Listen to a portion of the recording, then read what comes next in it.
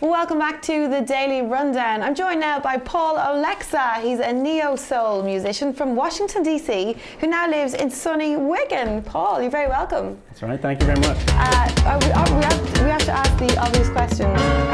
Why? Oh, we seem to got stuck there. Well, why Washington to Wigan? Well, I have family here, as well as in Ireland and Italy and Slovakia. Oh. So it gave me an opportunity to reconnect with that side of the family. So as well as I spent the first 25 years of my life in the United States, and there's more to life than just being in America. So yeah, it was a leap of faith, but I'm so glad I did. It provided some great opportunities over here in the United Kingdom. So, really? So how long have you been here now?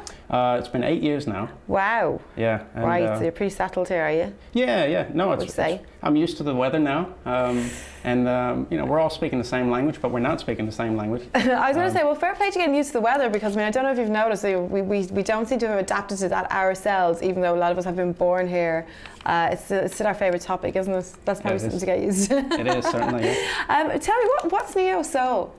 Neo-soul is, it's a combination, I want to say, of rhythm and blues, blues and hip-hop. Right. Yeah, so really soulful sound. Yeah, a lot of vocals and with a hint of, you know, sort of folk music, folky feel. So yeah, it's a bit of an amalgamation of all those things. Proper kind of mishmash in there, isn't it? Absolutely. And so how did you kind of find yourself then going down that path? Like, how long have you been playing the guitar? Well, it's been for 18 years. Right. Started playing cello when I was 11. And then 2 years later, I was given the opportunity to pick up guitar. And so it started from there. Yeah, I grew up, Mom was big into Motown. So a lot of Marvin Gaye, Stevie Wonder, Michael Jackson. Dad was into Perry Como and Frank Sinatra, classical music. So a little bit different. I have a massive respect for both, you know, all different types of music. But I definitely gravitated towards the R&B Motown feel. Okay. So.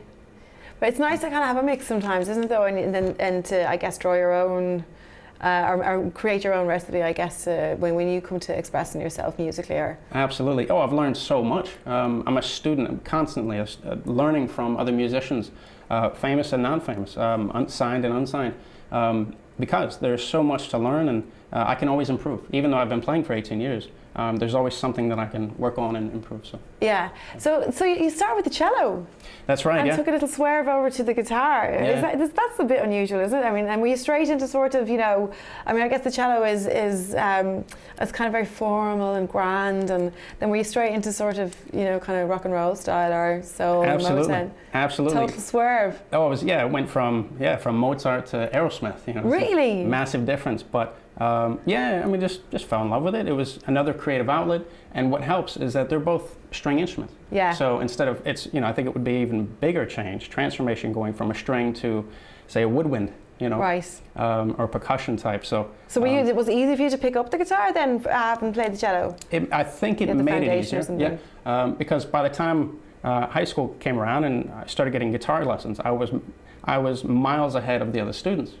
Because I already had some practice. When I first started, I was playing almost like a sitar. The guitar was flat. But you live and learn and practice, you know, lots of try, fail, and adjust. And so that's what I've just repeated that, you know, for the last 18 years. Wow, it's obviously working well, because you're here, you're still doing it. So tell us, when it came to sort of performing then, how did you go from, you know, just, you know, kind of twanging away, and then suddenly you thought, no, actually, I'm going to take this outside? Well, yeah, I thought for a while I need to have, growth only comes with exposure, and I thought if I have something, I thought if I do have something good, something quality, then I need to get out there. Some people want to hear it, not just family, some of my mates and some of the locals. So I thought, you know, take a chance, take a crack at it, and take any opportunity available. And but it's been a lot of fun. And yeah, now I look forward to the opportunity, playing for others, and also listen to others, because it's the artistry, the talent. It inspires me to write more songs and think of new ideas, and also collaborate with other artists as well. And what about writing then? So you do write a lot of your own material, don't you? I do, yeah. How easy did that come to? Do you think? was that something that was quite straightforward for you, or it's just an expression, or No, not at all. That's really? the hardest part. I hate writing. Really? For That's me, very interesting. it's the music that comes easy for me. Wow. The words are the hardest. But to me, I feel like it's a muscle. We all have the muscle. It's just whether you choose to develop it or not. Yeah. And if you do, if you make that quality decision, then it just gets stronger and stronger. So, and I've just worked at it over time. Now to the point where I feel like I have a system. I know where to start. I know where to finish. The beginning, the body, the end, method of emphasis, all those things. So, but it's only something, again, I've tried, failed, and adjusted. Yeah. So. I like that. Is that kind of a bit of a mantra that you've adopted, or is that? I think so. Yeah. Tried, failed, and adjusted. Yeah, certainly. Yeah. I like that. So, what with the music then, though, is that something that is very much an expression, or it comes very kind of organically? Are you kind of like, you wake up in the middle of the night, you go, oh, I have to go and play. I've got a tune in my head, because I've spoken to artists before, and that's what happens, isn't it? Yeah, absolutely. It happens all the time. So, and then at that point, I need to capture it, because. Yeah. If I don't, it's gone. Or if I think, I'll remember that in the morning, and then I wake up and it's gone. I can't remember. So it's taught me to really capture the moment, seize that day, and seize that tune, instrumental, that lyric, whatever it is. Otherwise, it is gone forever. So. Oh God! So if we were sitting like this, is there a possibility something would pop into your head? Would you have to jump up and leave? They'd say, Fiona, I'm sorry now, but the tune just popped in my head. I need to get it down. No, it's not that. I'm not that OCD. But yeah, I mean, it would be in the back, in the recess, my subconscious telling me, don't forget, don't forget. Yeah, so. Yeah. Have you always performed? Do you perform as a solo artist? Most of the time I do. However, I've started a band recently. I was in a corporate band last year. And that led me to my producer, Chris Kwame, who's from Trinidad and Tobago. And so he helped me produce my album, which is Future Love, which is on iTunes and Amazon and Spotify. But as far as my own band, I recently found a drummer. I've got a drummer, I've got 2 basses, which is great. That's a good thing a good problem to have. Keyboardist, guy on saxophone, Italian saxophone. He's very good. Jeepers, you've got quite a crew now then. How is it going from being, that must have been a bit of an you must have been, was it easy to adapt to, or not, having been your own sort of boss? And I mean, I'm sure you're still your own boss, but I mean, it's just about that sharing the experience. Yeah. Is that difficult? It is, because with extra people? It's there's a gap in between them going from not knowing anything to knowing every song. Right. Knowing what to play, knowing what part to drum, what to play on bass, and all those things. And so, it takes time, but they're worth the time. I think I'm worth the time. I think the music deserves it, and we're having fun. If we're not having fun, I think we're doing something wrong. So, and everyone is. We're having a good time, and hopefully the next album you'll hear the result of that. So. And so tell us, how did you find performing and in the UK, and just the kind of music scene in general? I think we're quite proud of it, generally speaking. How's it from your perspective? I think you should be. I think, for me, as an American, it's been so wonderful, especially here in Manchester. I mean, Northerners are fantastic. I love playing in London, but up here, especially in Manchester, now living here in the area, Greater Manchester for 8 years, they're so welcoming, especially a lot of the open mic nights, a lot of the clubs and pubs in the area are so welcoming to new talent, to giving people a chance. And that makes it easy for artists, not just me. I mean, I talk to other artists all the time. Yeah. It's wonderful. Yeah.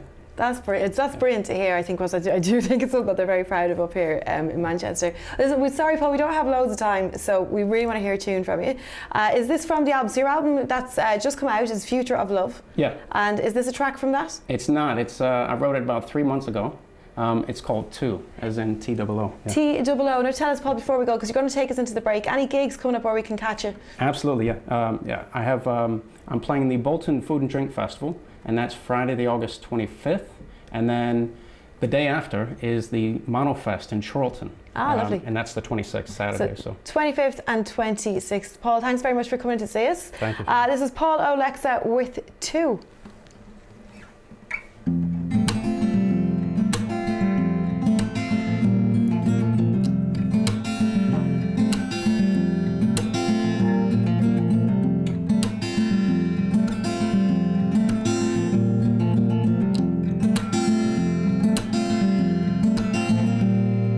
The sun begins to rise. I open up my eyes and realize the dream. My My heart begins to race. It's moving at a pace, thought more than it seemed. Now I go talk to you, but you don't answer me. You keep it all inside. So I give you space, waiting for the day when the moment's right. Because I want to, only if you want to.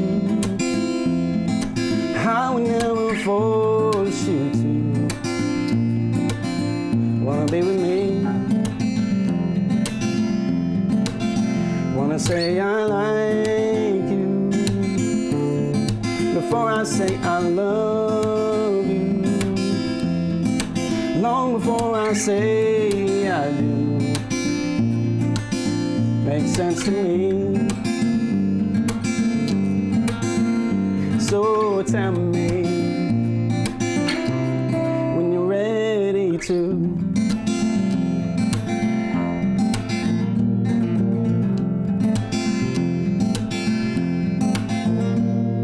Another day goes by, I've got you in my eye, and now my heart, you're well into my mind, taking all my time, even though we're apart.